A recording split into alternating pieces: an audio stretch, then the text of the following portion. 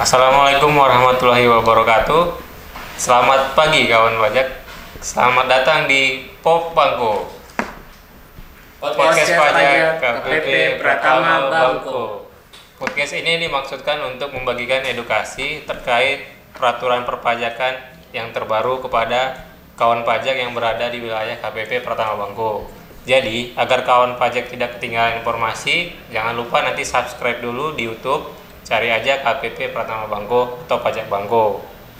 Oke, sebelumnya perkenalkan saya Fasdityo Saragi, dan di sebelah saya sudah ada dua narasumber. Saya David, fungsional penyuluh KPP Pratama Bangko. Saya Mas Evarudin, fungsional penyuluh KPP Pratama Bangko.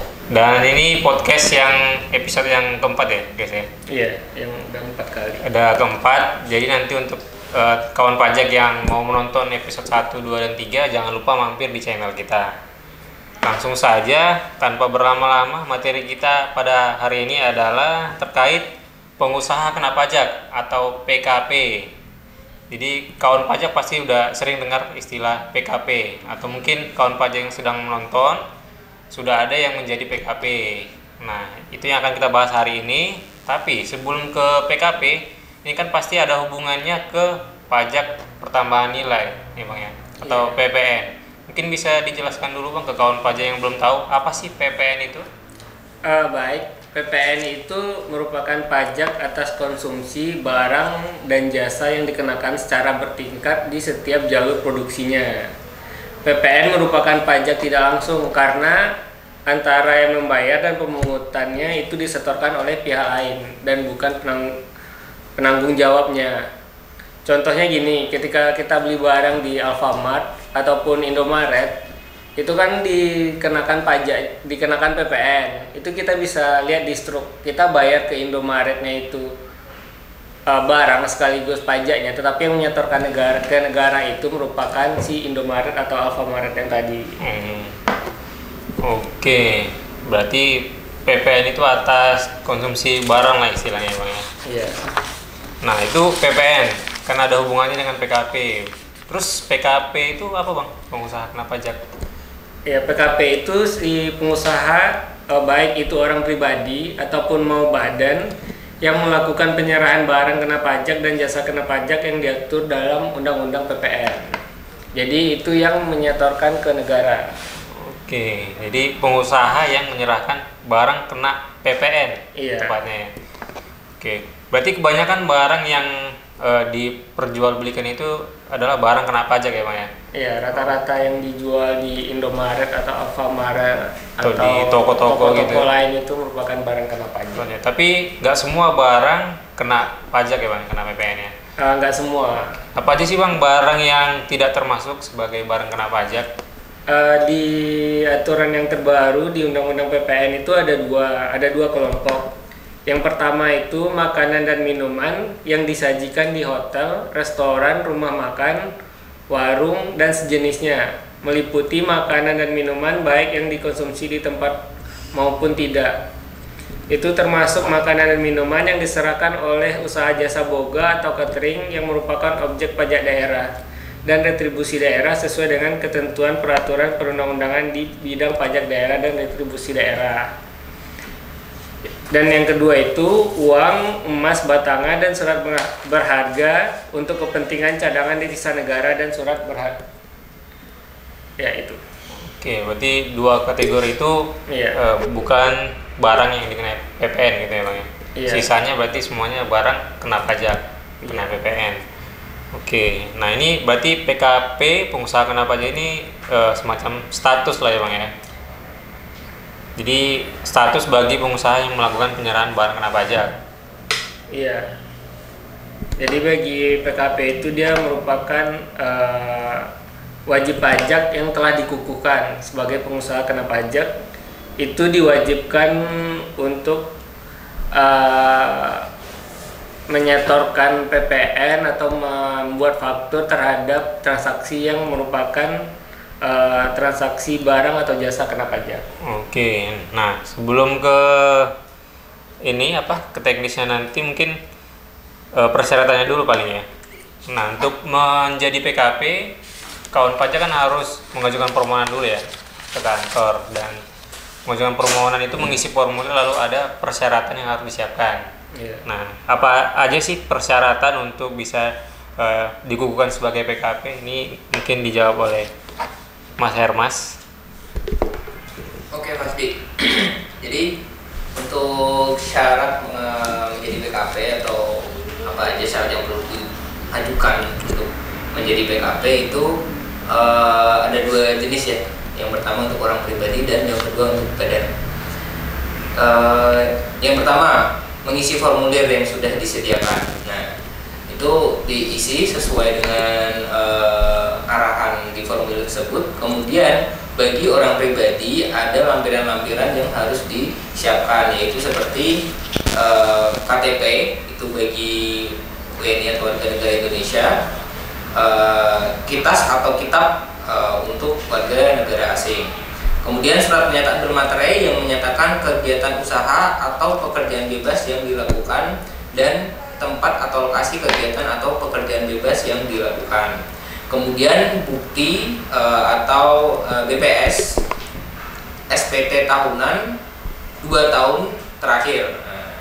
Atau kalau nggak ada BPS-nya nanti boleh minta tolong untuk disiapkan ke petugas pajak sudah melaporkan SPT tahunannya itu atau belum. Kemudian yang pastinya tidak mempunyai hutang pajak. Nah, itu untuk wajib pajak orang pribadi. Untuk wajib pajak badan, yang pertama lampirannya yaitu akta pendirian atau dokumen pendirian, kemudian NPWP salah satu pengurus, kemudian surat pernyataan bermaterai dari salah satu pengurus wajib pajak badan yang menyatakan kegiatan usaha yang dilakukan dan tempat atau lokasi kegiatan usaha tersebut dilakukan. Kemudian telah menyampaikan SPT tahunan badan 2 tahun terakhir. Begitupun untuk para pengurusnya harus telah menyampaikan SPT tahunan orang pribadi 2 tahun terakhir. Dan yang terakhir, tidak memiliki utang pajak untuk badan dan para pengurus untuk permohonan tersebut. Nah, PKP ini dapat diajukan langsung ke KPP atau langsung ke KP2KP atau kantor pajak terdekat melalui pos atau jasa ekspedisi. Kemudian prosesnya cukup 1 hari kerja saja. Setelah PKP disetujui, maka akan dilanjutkan dengan pengajuan sertel atau sertifikat elektronik. Oke, berarti wajib pajaknya, kawan pajak yang mau PKP datang ke kantor, mengajukan permohonan ya? Betul sekali. Dan itu langsung selesai 1 hari ya? Cukup 1 hari kerja langsung jadi bisa ditungguin. Oke, nah ini untuk kawan pajak yang sudah ber-NPWP tentunya ya? Iya, betul sekali. Nah, ini kembali ke Bang David nih, apakah semua wajib pajak yang melakukan penyerahan barang kena pajak harus jadi PKP, Bang? Enggak semua wajib pajak yang menyerahkan barang kena pajak itu harus PKP. Itu ada batasan omsetnya. Nah, dalam 1 tahun apabila penyerahan atau penjualan barang kena pajak atau jasa kena pajak itu di bawah 4,8 miliar, itu tidak diwajibkan sebagai PKP. Tetapi bisa memilih juga sebagai PKP. Oke, berarti intinya untuk kawan pajak yang melakukan penyerahan barang, yang berjualan barang, yang kena pajak, terus omsetnya dalam setahun udah 4,8 ke atas, itu wajib PKP ya, Mas ya? Iya, wajib. Terus yang masih di bawah 4,8 tidak wajib, tapi dapat memilih untuk menjadi PKP. Nah, case seperti apa sih Bang yang membuat pengusaha yang belum 4,8 tapi pengen PKP gitu? Cash itu biasanya karena dia bertransaksi ke pemungut. Misal dia ada transaksi ke instansi pemerintah atau ke perusahaan pemungut pabrik kelapa sawit di sini atau ke bank, BUMN.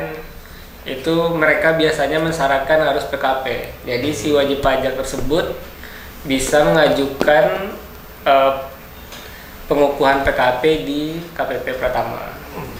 Ini contohnya kayak jasa konstruksi paling ya? Iya, jasa konstruksi kan biasanya berhubungan dengan dinas. Iya. Nah itu harus biasanya nggak sampai 4,8 pun tetap harus PKP karena dibutuhkan seperti itu ya. Oke. Terus, nah ini tadi persyaratannya sudah, dan bagi kawan pajak yang ingin menjadi PKP atau dikukuhkan sebagai PKP, silakan datang ke kantor untuk mengambil formulir atau menanyakan persyaratan bagi yang masih bingung. Ini kita lanjut ke setelah PKP ya, PP-nya datang dan sudah dikukuhkan sebagai PKP, kan pasti ada kewajibannya ya Bang ya? Apa aja sih kewajiban dari pengusaha kena pajak ini? Kewajiban yang biasanya dilakukan tuh ada 3. Yang pertama itu membuat faktur pajak di setiap kegiatan penyerahan yang dilakukan. Nah, yang kedua itu menyetorkan PPN itu paling lama akhir bulan berikutnya. Dan yang terakhir itu melaporkan SPT masa PPN di setiap bulannya. Itu sama, batas pelaporannya itu akhir bulan berikutnya. Oke. Berarti ke yang pertama dulu nih, membuat faktur pajak di setiap kegiatan penyerahannya gitu ya? Iya. Tuh, contohnya kayak jualan mobil kali ya? Jualan mobil. Nah, setiap kita distributor mobil, setiap kita menjual mobil, itu kita harus buat faktur gitu ya? Iya. Oke. Kalau buat faktur ada batas waktunya Bang? Batas waktunya itu paling lama itu tanggal 15 di bulan berikutnya. Oke. Itu batas buat uploadnya. Nah, ini tadi kan wajib kawan pajak datang mengukuhkan diri sebagai PKP. Nah, setelah itu pasti ada kegiatan yang harus dilakukan ya? Iya, ada. Install aplikasi ya? Iya, install aplikasi. Nanti saat mengajukan permohonan pengukuhan dapat surat sama kode aktivasi ya?